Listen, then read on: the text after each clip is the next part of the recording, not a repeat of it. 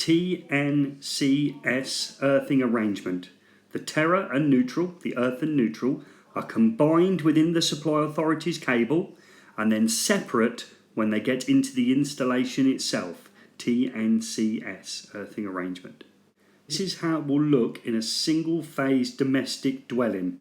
How will it look in images shown to us for our exams? The left hand side of this drawing shows the supply authority's cable.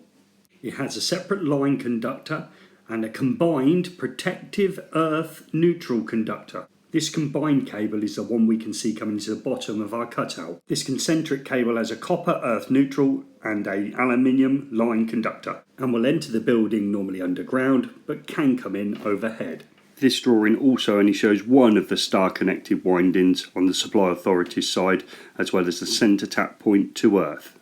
The supply authorities will provide the metering equipment and cutout fuse rated either 100, 80 or 60 amps for a single phase domestic dwelling. In a TNCS earthing arrangement, the supply authorities provide one conductor for both protective earth and neutral. This pen conductor on the supply authority side is staked throughout its run. We call this PME, protective multiple earthing. This PME of the pen conductor is very important, as loss of the neutral on the supply authority side would mean loss of the protective conductor in the installation. PME helps to prevent this happening.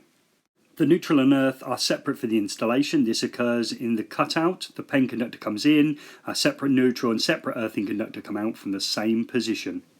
The exam likes to say these are connected together via a solid link. The installation showed on the right hand side can be a lot shorter in length than that of the supply authority's cable, comprising of a line, neutral and circuit protective conductor. The neutral and earth are only combined on the supply authority side and not within the installation. The fuse for this circuit will not be 100 amps, considerably less, maybe 20 amps, and housed within the consumer's unit. The maximum external earth fault loop impedance for a TNCS earthing arrangement is 0.35 ohms. TNS earthing arrangement, terra, neutral are separate. The supply authorities provide us with a separate protective earth and a separate neutral conductor into the installation. If this is what it looks like in a single phase domestic dwelling, how will it look in images shown to us for our exams? The left hand side of this drawing shows the supply authority's cable with a separate line conductor, a separate neutral conductor and a separate protective earth conductor coming into our installation. This is the cable we can physically see in the bottom of the cutout. This cable often comes to installations underground but can also come overhead. This drawing also only shows one of the 3 star connected windings on the supply authority's side as well as the centre tap point to earth. The supply authorities will provide the metering equipment and the cutout fuse sized 100, 80 or 60 amps for a single phase installation. The supply authority's protective earth will be either lead or steel. The installation showed on the right hand side could be a lot shorter in length than the supply authority's cable, comprising of a line, a neutral and a CPC conductor within circuit. As with the supply authority side, we have a separate line, neutral and CPC in circuit. The fuse for this circuit will not be 100 amps, but considerably less, maybe 20 amps, and would be located within the distribution board itself. The maximum external earth fault loop impedance for a TNS earthing arrangement is 0.8 ohms.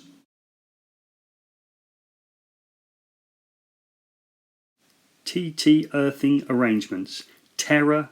The left hand side of this drawing shows the supply authority's cable.